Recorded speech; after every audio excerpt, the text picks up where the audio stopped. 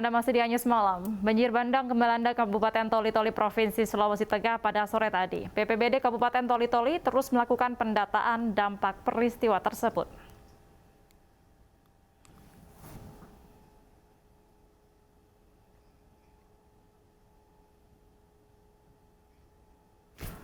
Banjir bandang terjadi di wilayah Kabupaten Toli-Toli Provinsi Sulawesi Tengah. Peristiwa tersebut terjadi pada sore tadi sekitar pukul 6 waktu setempat. BPBD menginformasikan bencana ini dipicu oleh curah hujan yang tinggi. Informasi awal menyebutkan banjir bandang melanda Desa Malangga, Kecamatan Galang, Kabupaten Toli-Toli. BPBD di tingkat provinsi telah berkoordinasi dengan instansi terkait di tingkat kabupaten dan menurunkan personal tim reaksi cepat untuk mendukung BPBD Kabupaten. Sementara dampak korban jiwa dan kerugian material masih dalam pendataan di lokasi banjir bandang.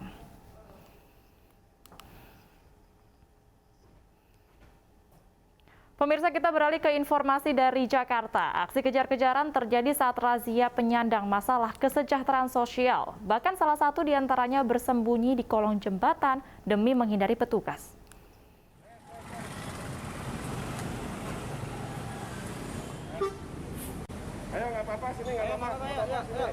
Seorang penyandang masalah kesejahteraan sosial atau PMKS kabur dan nekat melompat ke kolong jembatan saat razia di Jalan Kampung Bali, Tanah Abang, Jakarta Pusat siang tadi. Meski kabur, namun petugas berhasil mengamankan PMKS ini.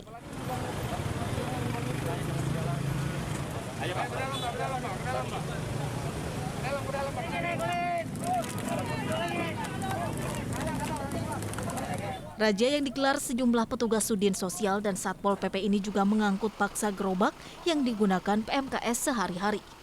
Razia digelar karena jumlah PMKS di Jakarta terus meningkat. Keberadaan PMKS dinilai rentan menimbulkan klaster baru penyebaran COVID-19 karena banyak di antara PMKS yang tidak menggunakan masker. Dari Jakarta, Rani Sanjaya, iNews melaporkan. Pemirsa, kawasan ganjil genap di Jakarta diperluas. Yang sebelumnya diterapkan di 3 titik, kini bertambah menjadi 13 titik. Perluasan ganjil genap mulai diterapkan pada hari Senin 25 Oktober. Pemprov DKI Jakarta beserta Ditlantas Polda Metro Jaya menambah 10 titik ganjil genap di ibu kota sehingga menjadi 13 titik. Perluasan ganjil genap ini mulai diterapkan pada hari Senin 25 Oktober. Ganjil genap berlaku pada pagi hari pukul 6 hingga 10 pagi dan sore hari pukul 4 sore hingga 9 malam dari hari Senin hingga Jumat. Titik ganjil genap yang tadinya 3 kawasan, yaitu Jalan Sudirman, Tamrin, dan Rasuna Said, ini menjadi 13 kawasan. Kami ulangi, kawasan ganjil genap menjadi 13 kawasan. Kemudian waktu pemberlakuannya, next,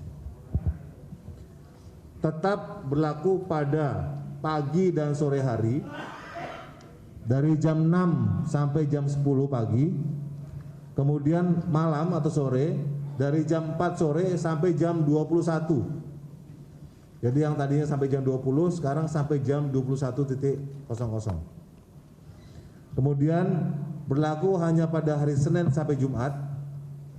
Kemudian pada hari Sabtu, Minggu, serta hari libur nasional, ganjil genap tidak berlaku. 13 ruas jalan yang diberlakukan kebijakan plat nomor ganjil genap adalah Jalan Fatmawati, Jalan Panglima Polim, Jalan Sisingamangaraja, dan Jalan Sudirman. Selanjutnya Jalan MH Tamrin, Jalan Rasuna Said, Jalan Gatot Subroto, Jalan S. Parman, Jalan MT Haryono, Jalan Gunung Sahari, Jalan Dai Panjaitan, Jalan Tomang Raya, dan Jalan Ahmad Yani.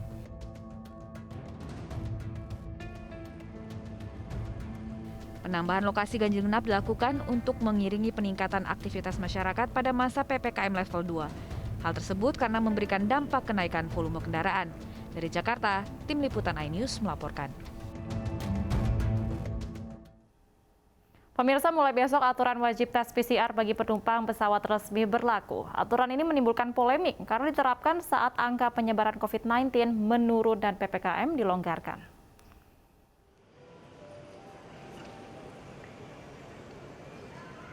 Aturan penerbangan di Bandara Soekarno-Hatta diperbarui pada masa perpanjangan PPKM level 2. Pertanggal 24 Oktober 2021 atau besok, penumpang wajib menyertakan surat PCR minimal 2 kali 24 jam.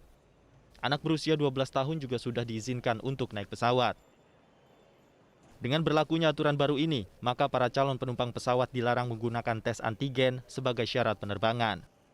Peraturan ini berdasarkan surat edaran Satgas COVID-19 nomor 21 tahun 2021.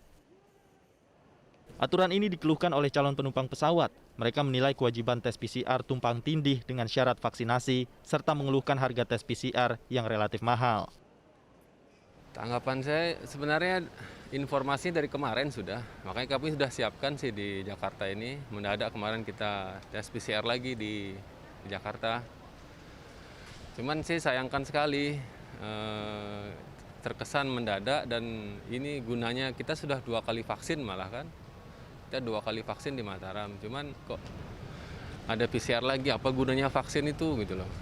PCR ini juga kan harganya kan bisa kami sampaikan itu ugal-ugalan juga gitu ya, ada ring-ringnya gitu. Kebetulan kami juga kemarin itu dapatnya 750 PCR-nya, padahal kan pemerintah sudah menyampaikan batas maksimal itu kan 500 gitu kan.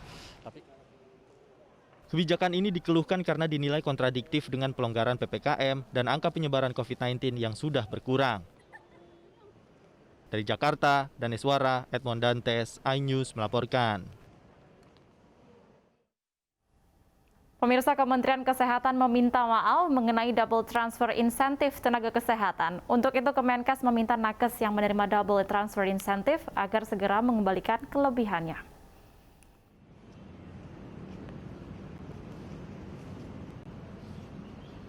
Kementerian Kesehatan mengungkap kelebihan pembayaran insentif kepada tenaga kesehatan atau nakes. Kelebihan pembayaran diketahui dari double transfer atau insentif yang dikirim lebih dari 1 kali dalam 1 bulan. Karena itu, Kemenkes meminta kepada nakes yang menerima double transfer insentif agar segera mengembalikan kelebihan sesuai dengan mekanisme yang telah ditetapkan. Pengembalian kelebihan pembayaran berlaku bagi fasilitas pelayanan kesehatan yang anggarannya dikendalikan pemerintah pusat. Ya, Bapak Ibu, jadi kami tegaskan lagi bahwa ini ditujukan kepada tenaga kesehatan yang menerima double transfer dari transfer yang dilakukan oleh Kementerian Kesehatan. Hal ini berlaku tidak pada semua tenaga kesehatan, karena memang hanya untuk yang menerima double transfer tersebut. Sehingga para nakes tidak perlu khawatir. Double transfer insentif nakes diketahui dari pemeriksaan BPK RI terkait pembayaran insentif nakes. Tim Liputan iNews melaporkan. Petugas pemadam kebakaran dan Satpol PP kebubarkan kerumunan massa. Informasinya akan kami hadirkan untuk Anda, tetaplah di iNews Malam.